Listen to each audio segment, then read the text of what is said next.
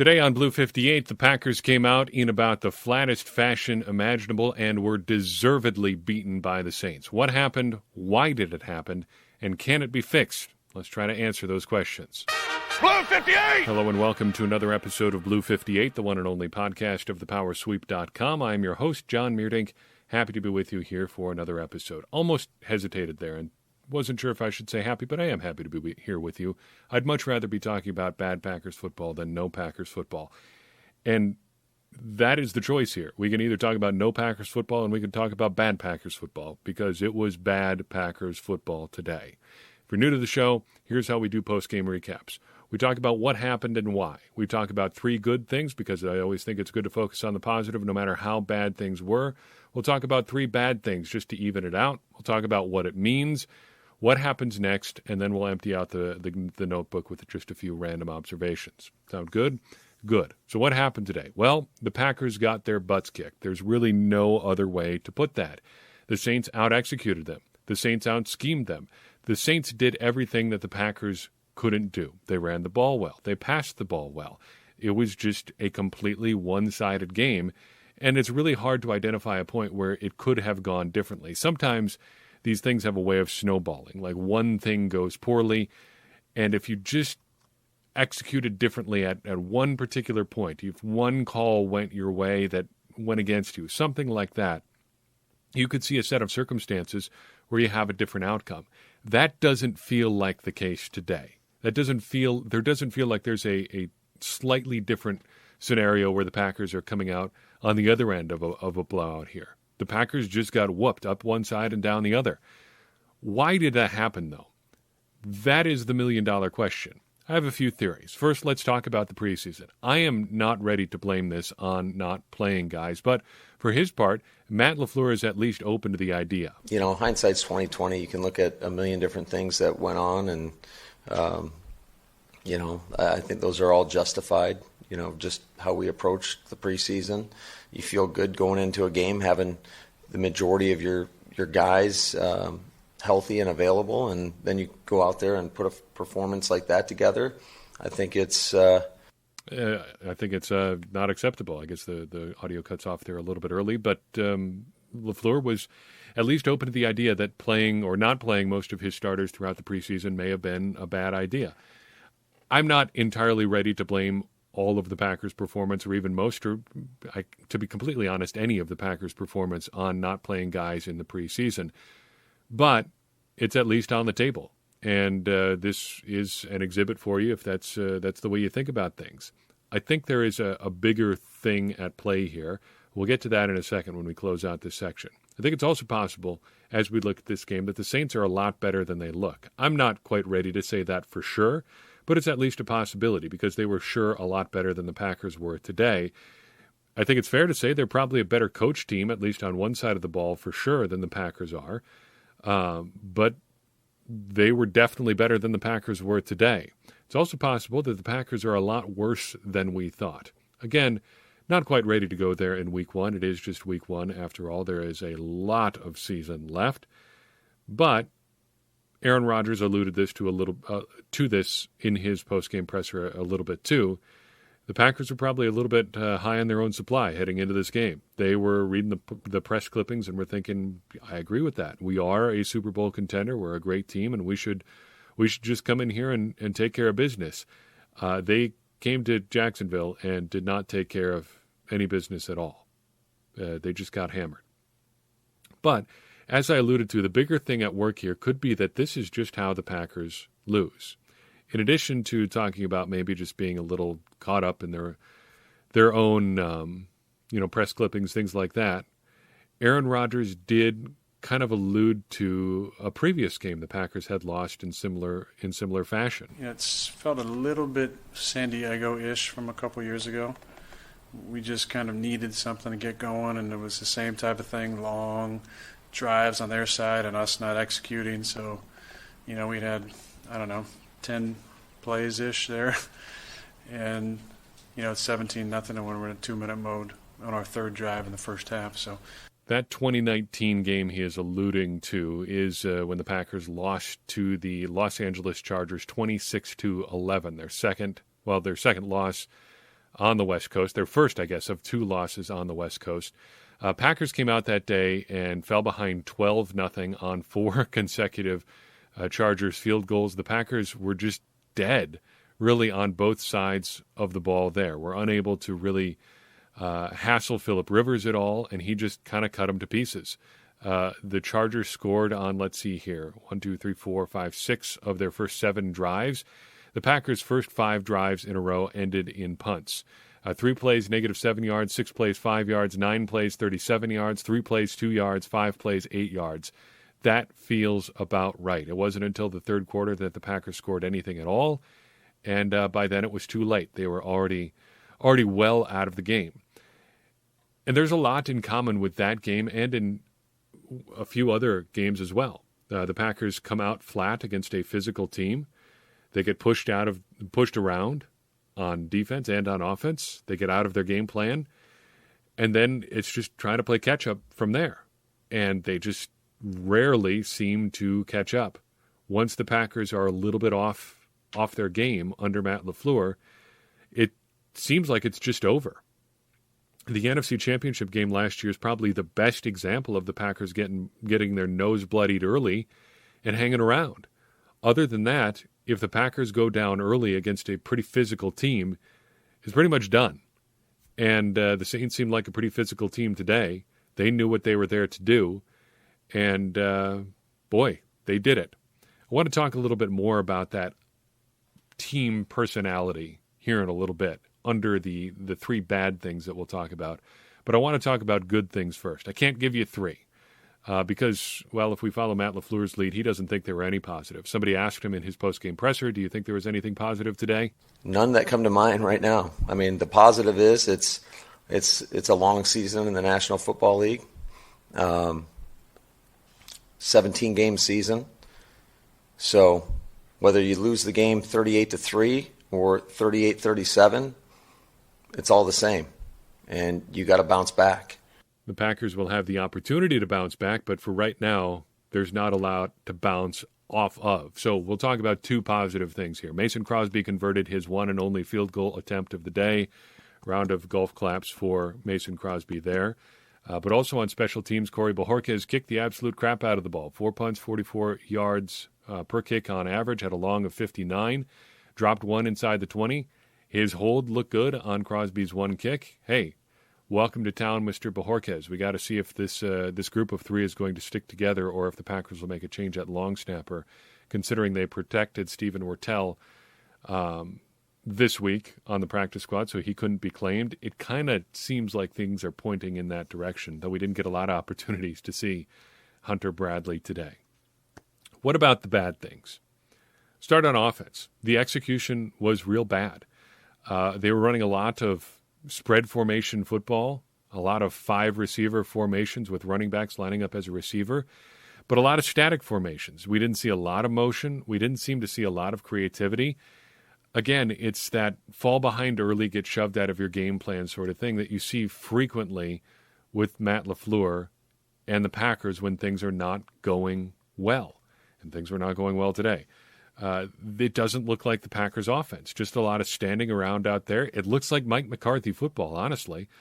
It doesn't look like this modern approach that we've seen from the Packers, and that is concerning because things are not going to be ideal all the time, or even most of the time. And you've got to be able to respond in those situations. Under Matt LaFleur, the Packers haven't been able to do that. Most of my frustrations, though, as bad as the offensive was, fall on the defense. Because the Packers brought back essentially their same defense from last year. They drafted Eric Stokes and they signed Devondre Campbell. But that's pretty much it as far as quote-unquote upgrades. That tells me that the Packers thought their problems were with Mike Pettin. It's very similar to when the Packers moved on from Mike McCarthy. They didn't change a lot of things around on offense from 2018 to 2019, even really 2018 to 2020 in terms of personnel. They were pretty clear about what they thought the issue was. They thought it was coaching.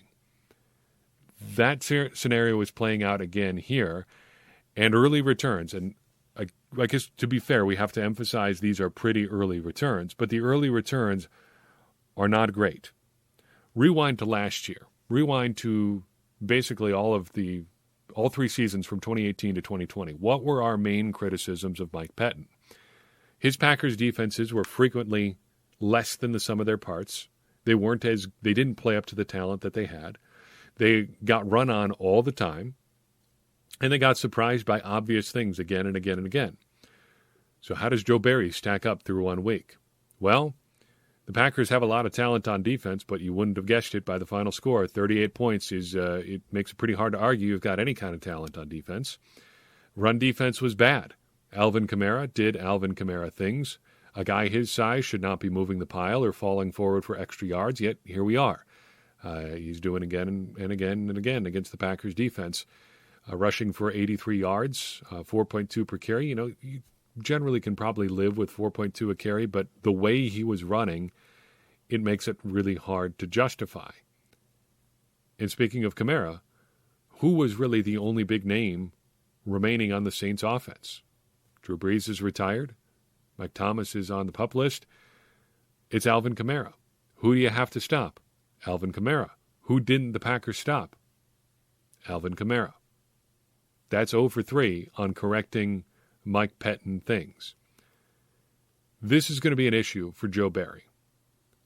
He can't just be okay, because the last guy they had was just okay. He's got to be better.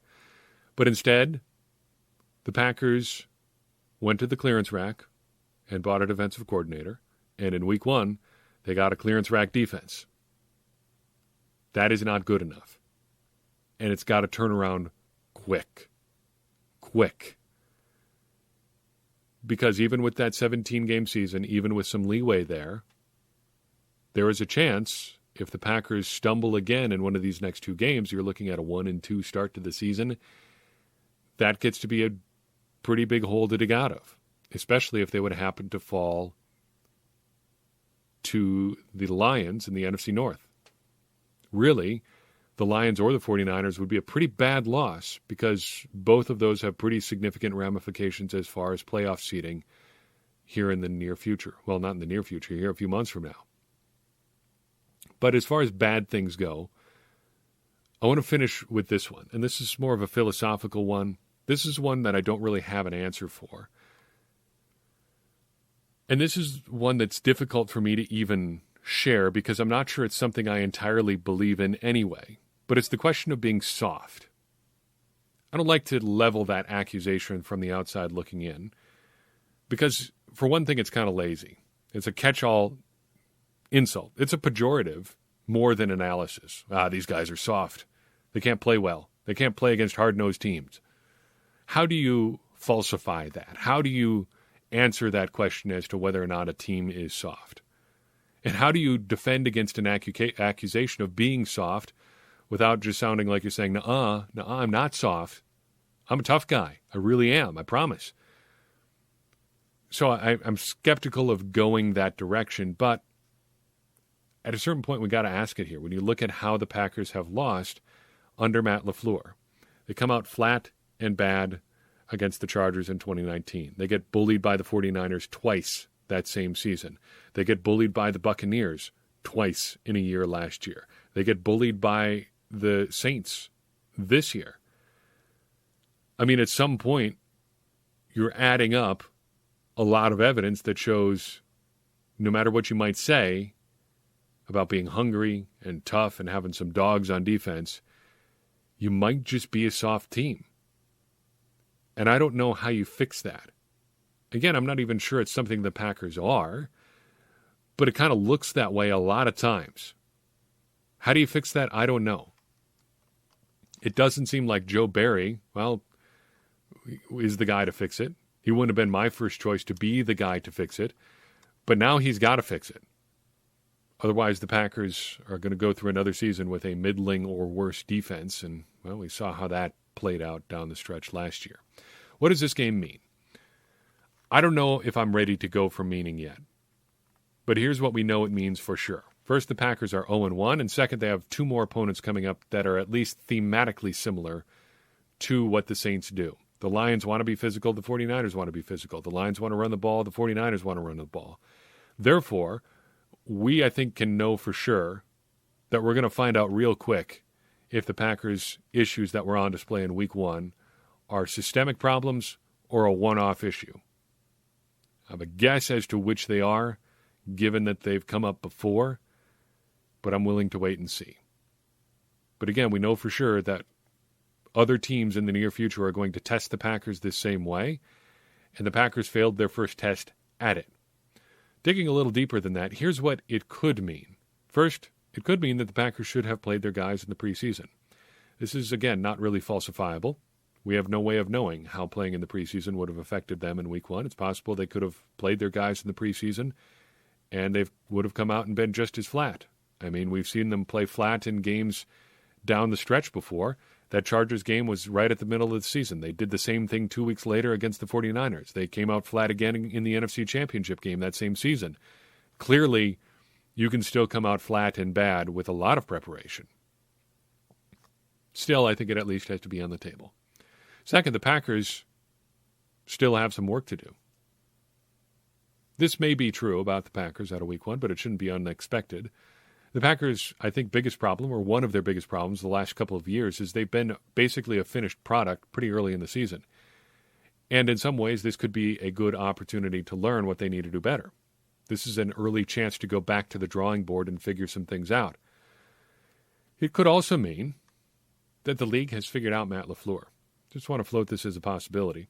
But the Packers are 1-3 against the Saints and Buccaneers in their last 4 tries against those two teams.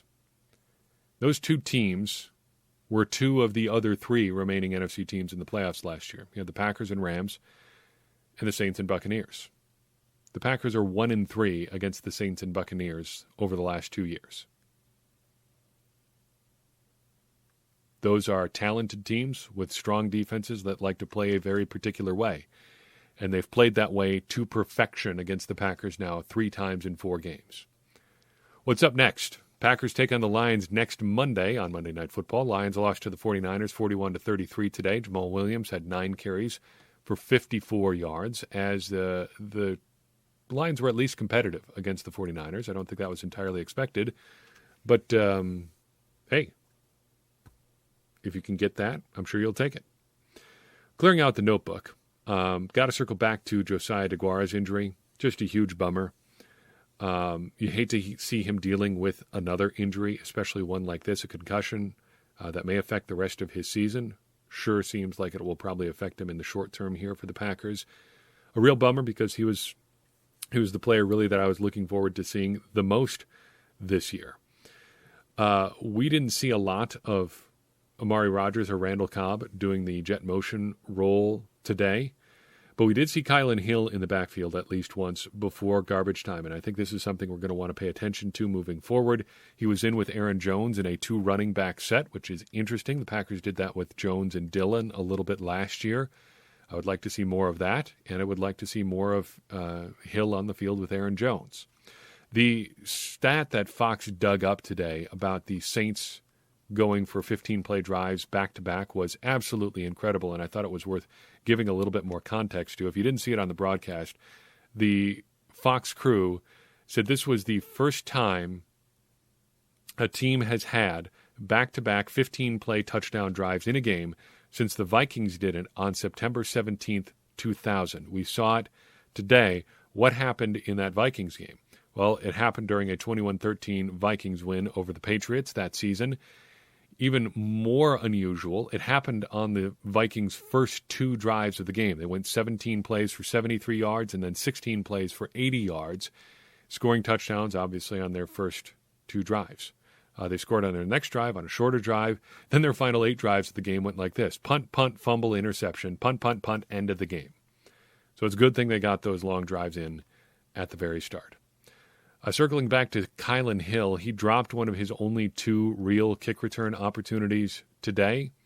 Not great. There are other kick returners available on the Packers roster. I think they'll probably give him another crack at it, but you'd like to see him handling that a little bit better.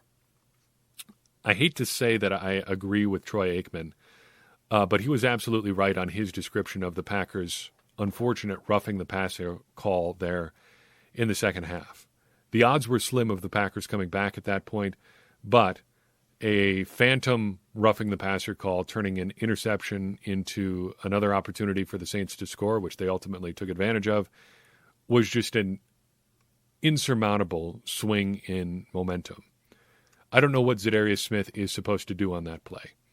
He gets to Jameis Winston right after Winston releases the ball. He hits him high and hard, but not in the head. He doesn't land on top of him. What is he supposed to do? Is he supposed to pull up well before he even gets to Winston's, area code? How are you supposed to play defense at that point? Related to that, the referee for today was Carl Cheffers. I don't know what Aaron Rodgers' history was with Cheffers, but he had a couple very heated run-ins with the ref. One of them, even before the Packers snapped the ball for their first play of the game, before the Packers even broke the huddle, Rodgers was chirping at Cheffers.